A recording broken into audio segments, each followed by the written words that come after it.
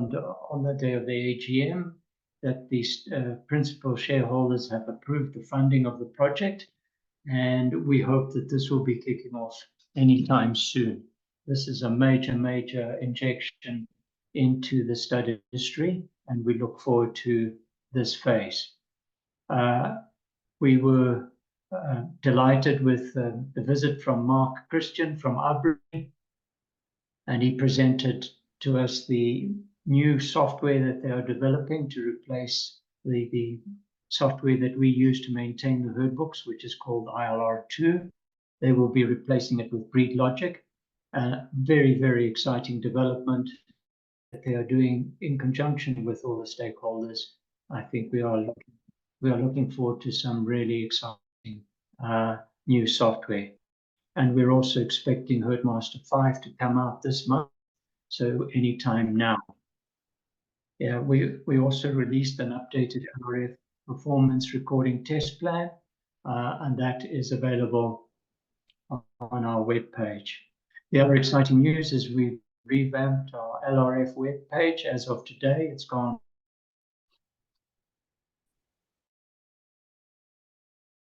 LRF from having a bilingual page. We will have in English, which has been launched today, and within the next period, as soon as we can, we will be releasing a version in Afrikaans. We also circulated the LRF monthly newsletter.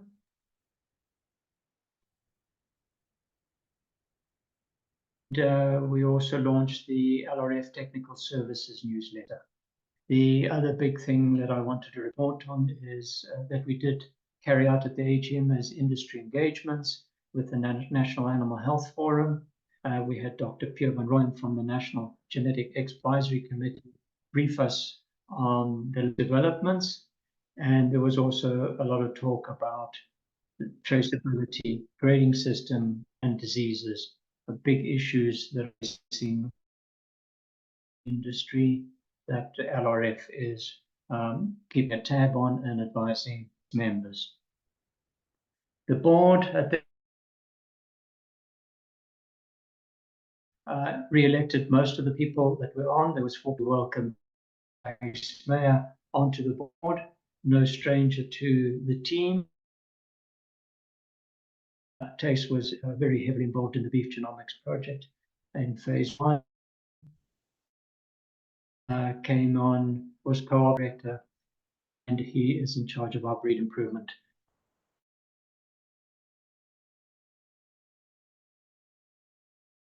As the chairman, again, no to the board has working breeding objectives. Tace not only came onto the board, was also agreed to come on as vice chair. Thank you very much. And Meki just stepped down recently, having served, I think, with the service at a very, very difficult time.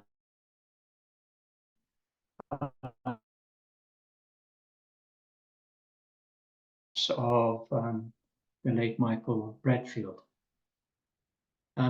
Just a reminder, LRF is made up of member associations, SA Bradford, Angus, Wagyu, Limousin, Simmental, the Namibian Studbook Association, the Holstein, and the Zimbabwe Herd Book.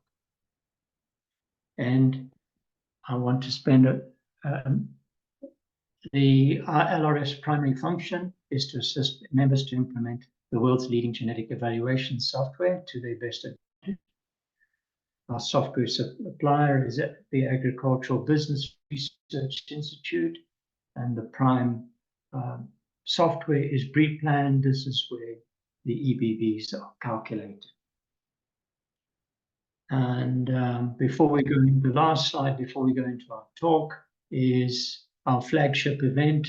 I want to remind you of our 16th LRF's Stockman School will be held 9th through 11th of October 2024 at Oldham Resort, Wintersburg. Our theme for this year is to be a resilient stockman.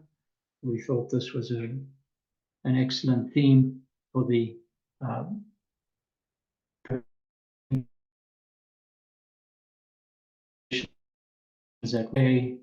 event. We hold it each year. We have a wide range of local, regional, and international speakers. We aim to expose the audience to the latest technologies and experiences in animal production. The 2023 event received an 86% approval rating for being well structured and organized, with 71% of the participants acknowledging its success in achieving its aims. You can find more information on the page or also contact Charmaine Alberts.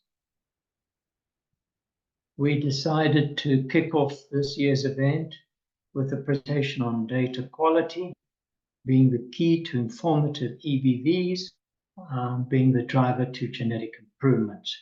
And presenters will be myself, Mario Beffa, the CEO, and Izan Duploy, the technical officer from the LRF. So to give us a bit of a background, so who are we? Essentially, we're all livestock cattle breeders, and we are focusing on the seed stock industry, the stud industry. And so what is it that we do? We selectively make, so emphasis selectively, we select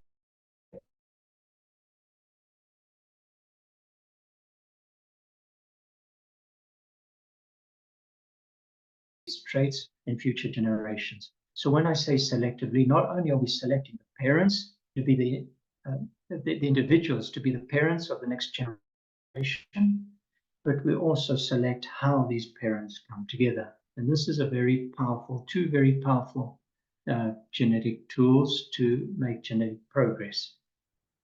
And our aim is to improve the animals by changing the genetic abilities for the traits of importance to us. And the whole idea is for genetic improvement. And we also need to note that the traits of importance may change from time to time. And hence, the other major topic that we will present again this year is breeding objectives, understanding your breeding objectives and tailoring your selection program to meet the objectives. And this is a slide I came across last year when I was asked to make a presentation on better bull buying. And it was given by Troy Rowan from the Beef. He presented this at the annual Congress of the Beef Improvement Federation in 2023. If any of you don't know about it, it's an amazing site. Look up the Beef Improvement Federation. All the past congresses are there. It's based in the US. It's been running for over 60 years. And this is the think tank for cattle improvement in the US, which pretty much sets the guidelines and the tones for the rest of the world. And I like this slide really jumped out at me. The bull purchase is one of the riskiest decisions that a commercial cattle operation makes. And we'll try and tease that out a little bit as we go through this evening. So again, from Troy Rowan, what is selection response? And there are several equations that we can use to measure response. And Troy presented this one. Now, in Troy's presentation, he was talking about the value of genomics to improve the accuracy of the estimates of the EBVs.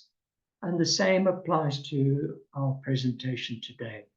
The better the data quality, the better the estimate of EBV, and the more accurate your decision will be based on EBVs for the traits of interest. And so selection response is given by this equation, where R, which is the accuracy of selection, times the intensity of selection, times the genetic variation, divided by generation length. And the focus here is on the R, the accuracy of selection. And this is all driven by the data that we collect and the accuracy of the data. So the first question is that Troy poses is, how well does our selection merit represent the animal's actual genetic merit? And the second question he poses is, how often do we make the correct selection decision? And this is starting to unpack the previous slide where he was saying one of the riskiest decisions is buying the bull that is going to generate our replacement stock. So when we talk about genetic improvement, as we alluded to earlier, one of the tools that we have is to select the best animals based on their genetic merit to be the parents of the next generation. And the value that we use, the genetic merit, the estimated breeding values.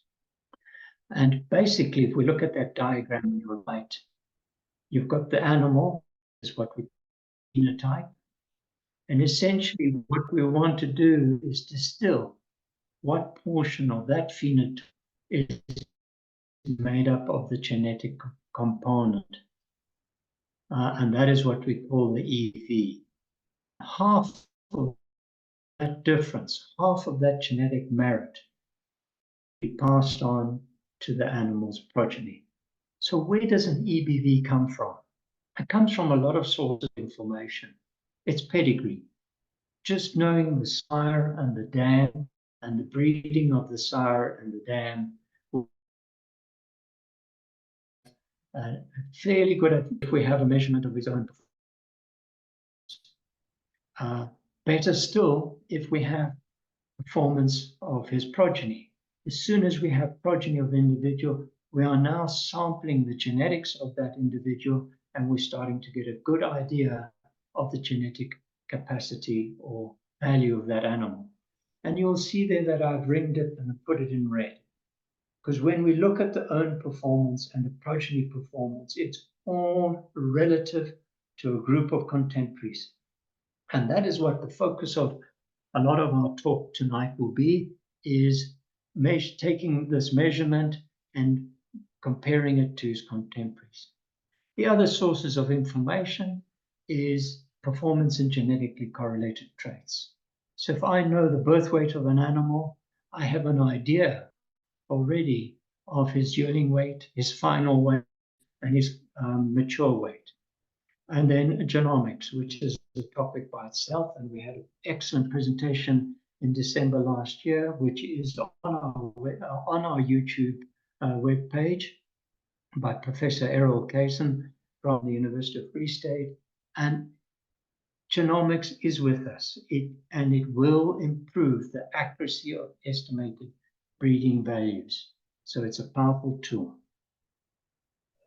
So let's just focus very quickly on an estimated value. And I'm going to show a very simple example using a calculation of EBV for 400-day weight.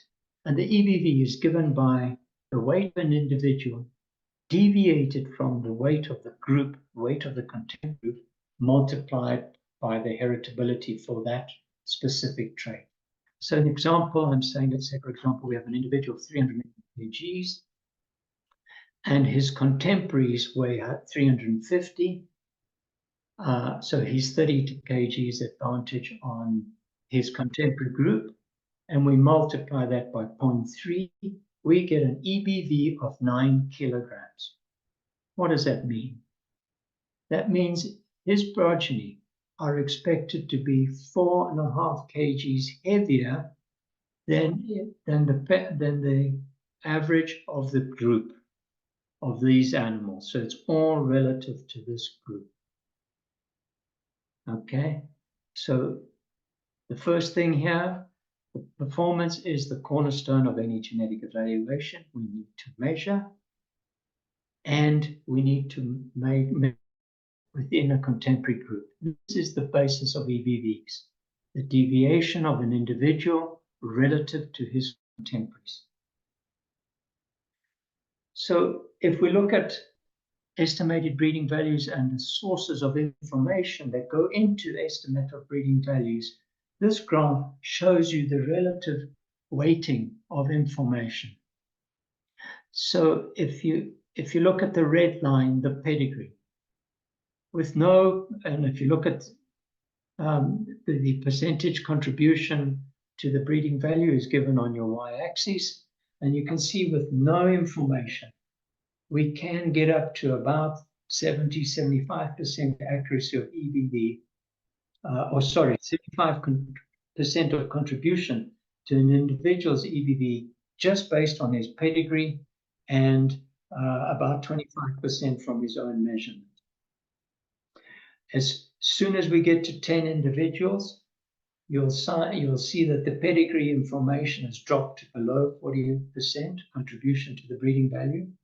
The progeny is now providing more than 45% towards that estimate, and his own performance is dropping down to about 10%. So this is the key to understand. So the goal is to get as many records as you can on an individual to get accurate estimates on breeding values. So we need to ensure that the different sources of data are as accurate and complete as possible. So when we talk about estimated breeding values, the latest technology that we have to date is what is called single-step EBVs. And this process simultaneously combines several sources of information to give us our EBVs. So we have our pedigree information, but of course we need to be sure that it's accurate. We've got performance of an individual relative to that of his contemporaries. If we have a reference population, of course we can include the genomic data and then progeny data. All go into this mix to give us our EBVs. And the point I'm trying to make here, it's no magic. It's a complex set of mathematical equations. And what the value of the data you put in is going to reflect the value of the information that we get out. And so at this point, I'm going to hand over to Izan to pick up from here to talk on the quality of performance data. Stop sharing. Over to you, Izan. Thank you, Mario. Good evening, all. So I will be looking at the quality of the performance data and what do we need to keep in mind when we record data. So the first thing that we want to make sure of is that we record the records within contemporary groups. And Mario mentioned this, and we are going to look into how these contemporary groups are constructed. So first off, what is a contemporary group? So BreedPlan analyzes cattle within these contemporary groups to take out as much of the non-genetic or environmental effects as possible, to make sure that we get to the genetics of the animals and the genetic differences between these animals. So an animal's performance is compared to the group, and Mario showed this. So this group that we use in the calculation, that average of the group is the average of the contemporary group. The larger the contemporary group, the more informative it is. So how do BreedPlan construct these contemporary groups? First off, they look at your member ID. So the herd in which your animal is registered, that's the first thing they look at. Then only animals born in a specific year will be analyzed together to exclude the environmental effect, etc. Then we divide them by sexes, males separate, females separate. If you do have twins, their records is kept separate. If you make use of embryo transfers, those calves are only directly compared to other inti calves. And then they also look at the dam age, especially for your first time calvers, they will keep their records separate. And then we move over to the things where the breeder has an influence. First thing is the calf age. So as we know, season has a big effect on the performance of animals. And to exclude those seasonal effects, BreedPlan only analyzes animals within a certain slice age. So animals born within a specific time period from each other will be analyzed together. So for birth weight and weaning weight, that slice age is 45 days. So to give you an example, if your first calf is born on in a specific season on the 1st of September, they would count roughly to the mid of October and analyze those calves together. For my other traits, they increase the age group to 60 days. So animals born within a 2-month period will be analyzed together. The next thing that is breeder influenced is the weigh date. So when you submit weights or traits, they look at that date that you sent with the performance data. And they only analyze animals that were weighed on the same day. So we really need to make sure that if we submit data, that all those weighed dates is the same. And another concept that we need to understand, for example, weaning weight or 200-day weight is we weigh animals when the group is around about that age, not when that calf is specifically 200 days of age, you weigh him separately, and when the next calf is 200 days of age, you weigh that calf. So we weigh the group together on one day. And then the last thing that they look at is the breeder-defined management groups. So what are these breeder-defined management groups? So sometimes within your contemporary group, you manage some of the calves differently. For example, you creep feed some of them, the rest not. Or the pastures that your animals run on is so different that their performance is different for the traits that we measure. Or you have a show group and you feed them extra, so they are treated differently, or you give some of them growth promotant and the others not. Or we have cases where animals are sick and they do not perform as they should due to the illness. And these we need to indicate to the system and tell the system, please treat these animals differently because their environment or their management were different than the rest of the animals. So how do we indicate that to the system? We can use a maximum of 3 characters, letters or numbers, any combination, to show that these animals were treated different. If we leave it blank, they will treat them all as one management group. So on the Excel spreadsheets, this is the column where you will indicate this. So for example, they indicated that this is a show animal. It was fed extra, so please keep him separate from the rest of the animal. If you do make use of herdmaster, you will indicate it as a performance group over here. So what we want to do is we want to keep those contemporary groups as large as possible, because the larger the contemporary group, the more informative. So how do we do that? We do that by doing whole herd recording.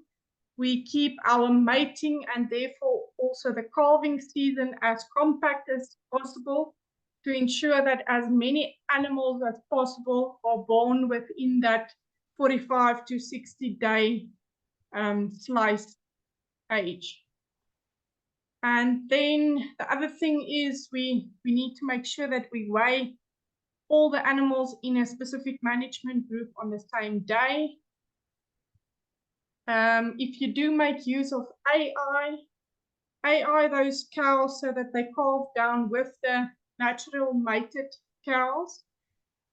And also if you have two herds that you run on the same property, make sure that they are linked on the system at the society so that those animals can be treated as one group.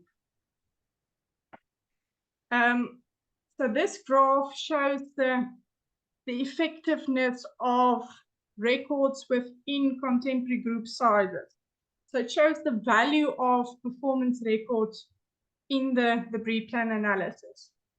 So if we have, for example, one animal in a contemporary group, there is no other animals that animal can be compared to. So the information cannot really be used in the analysis.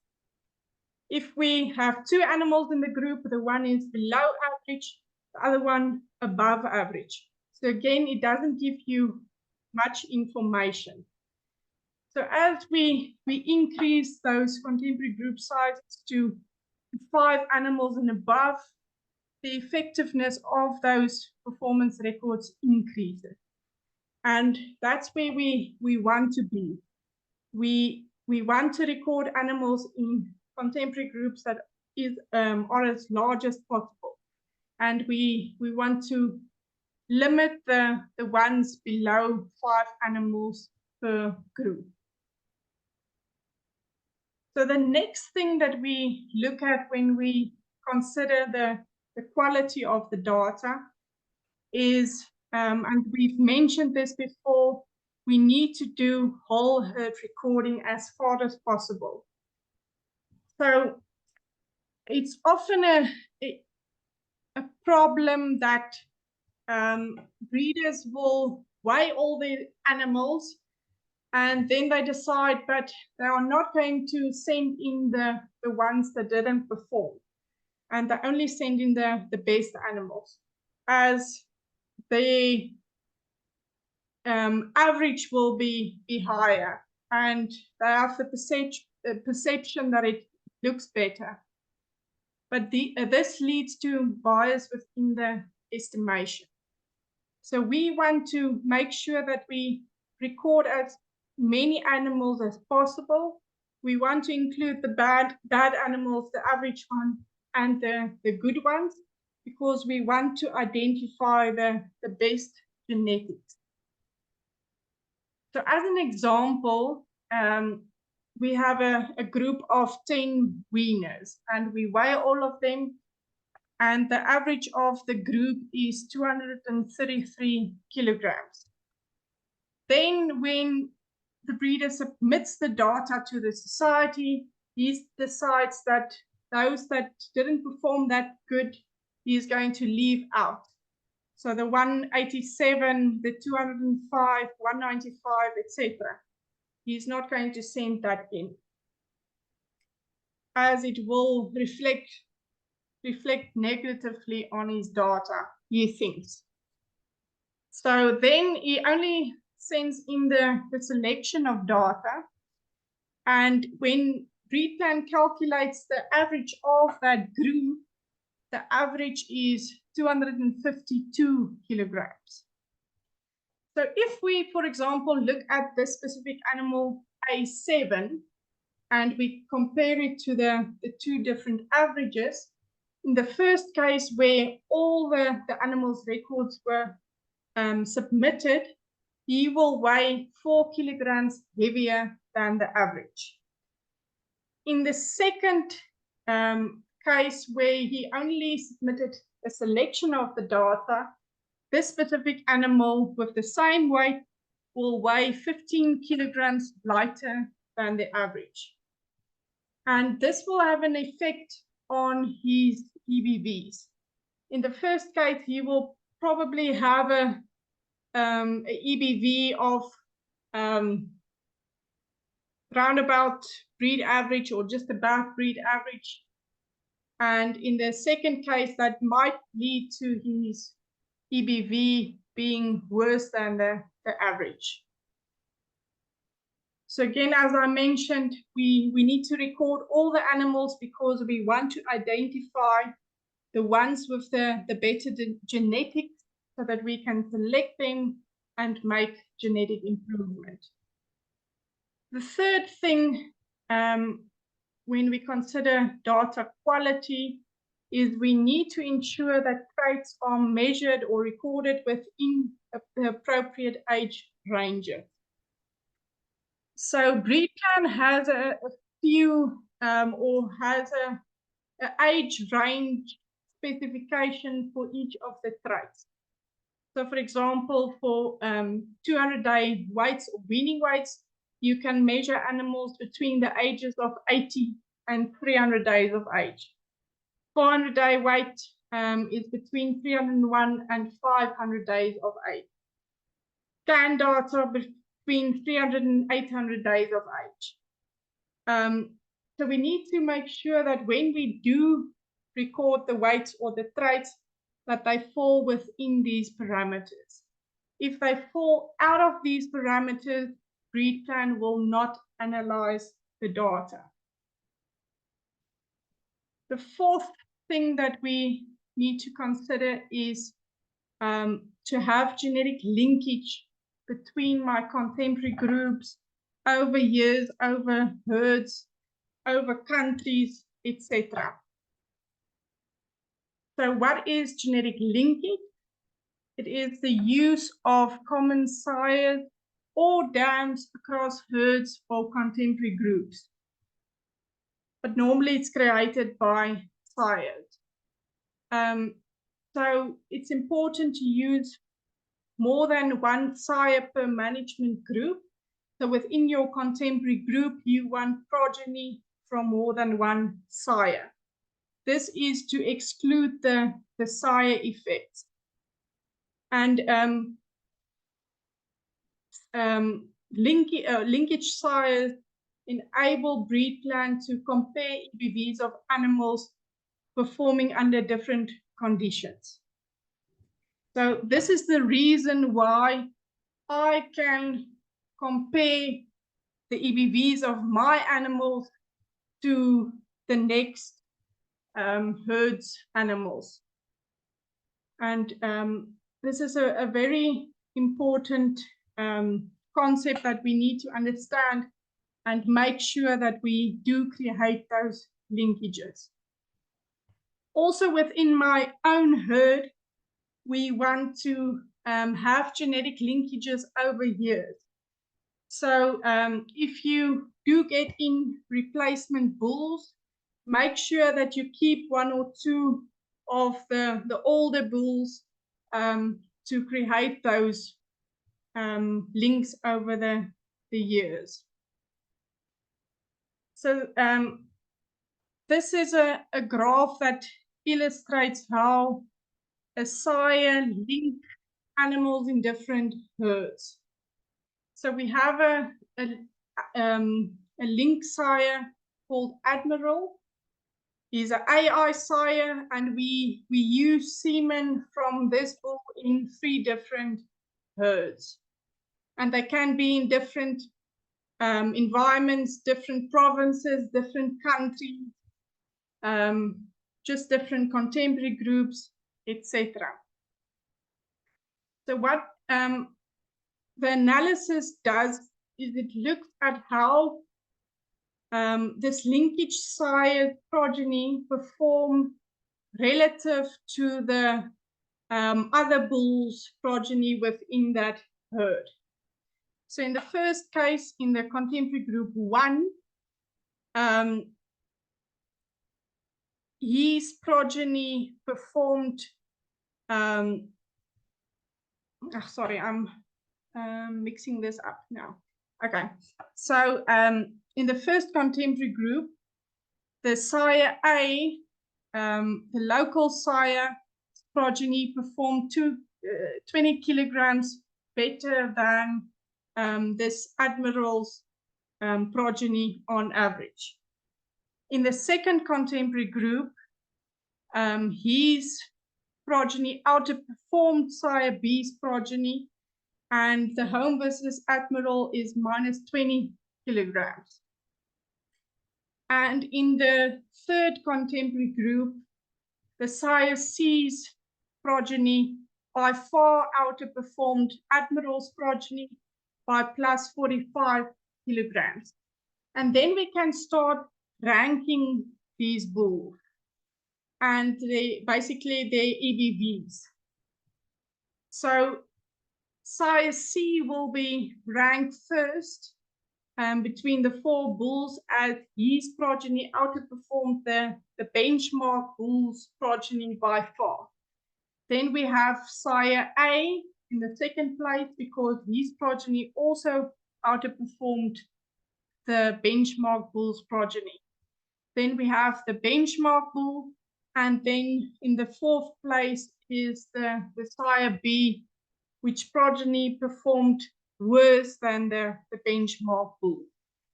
So it's really important to make sure that we do create genetic linkage. So for guys making use of single sire matings, it is very important to, after the mating season is completed, to mix those cows to ensure that we create genetic linkage in this way. So we mix the cows that they calve down with cows that were mated by other sires. So those calves grow up in the same environment, sired by different bulls. The 5th thing that we look at is we need to ensure the correctness of the pedigrees. So Mario has showed that the pedigree is a very important source of information that feeds into the genetic evaluation. And especially when the animal is young and he only has a few progeny, you can see at around about 10 progeny, the influence of the pedigree and the progeny is almost equal. So if the pedigree is wrong, you feed wrong information into the analysis and your EBV will be inaccurate.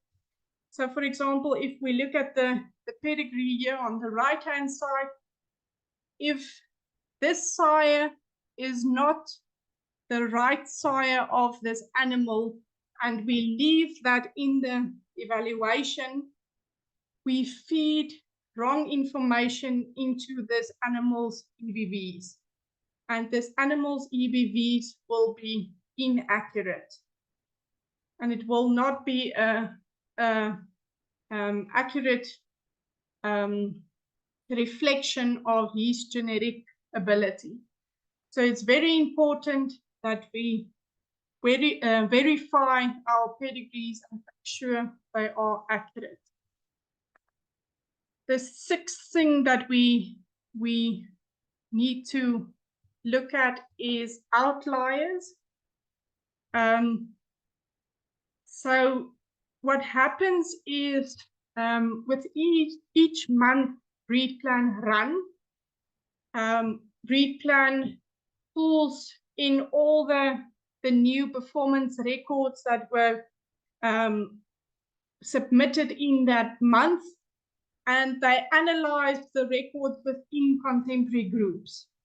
And they look at the deviation of each animal from the contemporary group average. If it's very far from the average of the group, so the deviation is large, they flag that record and they exclude it out of the analysis. So this can go both ways. If it's way below the group average or way above the group average, they flag it and they do not analyze it in the analysis. And after the breed plan run, they will send out outlier reports that goes to the society and to the breeders download file section on Internet Solution.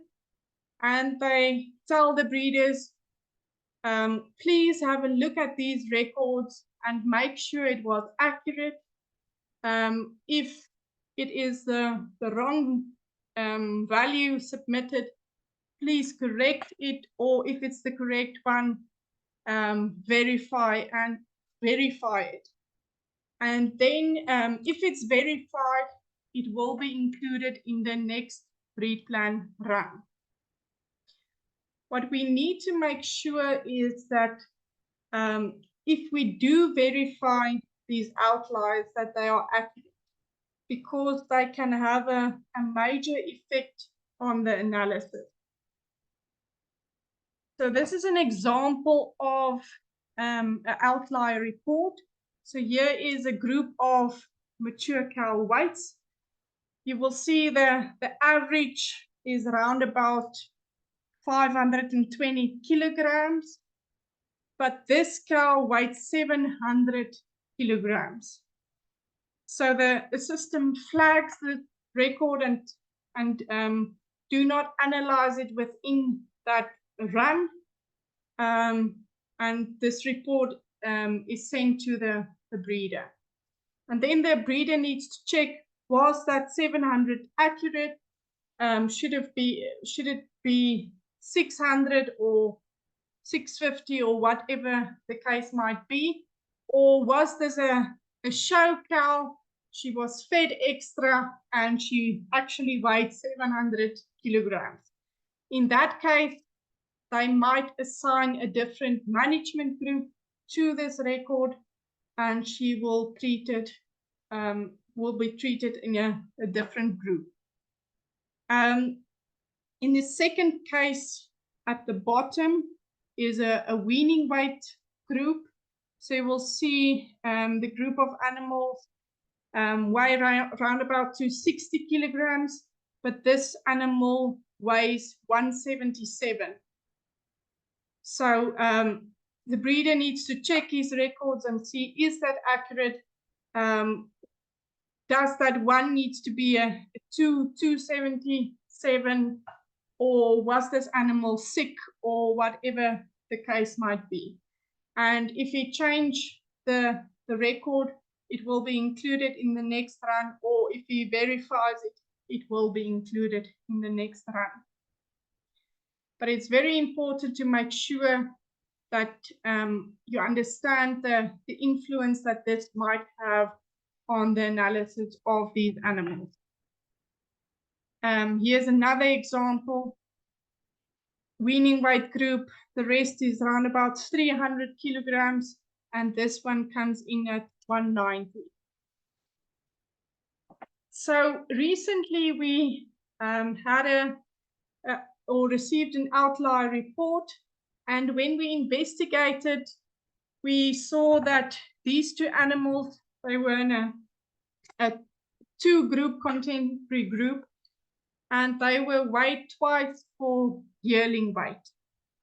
The first weight was submitted in May, or weighed in May 2018 at 400 days of age, and the one weighed 225 kilograms and the other one 215.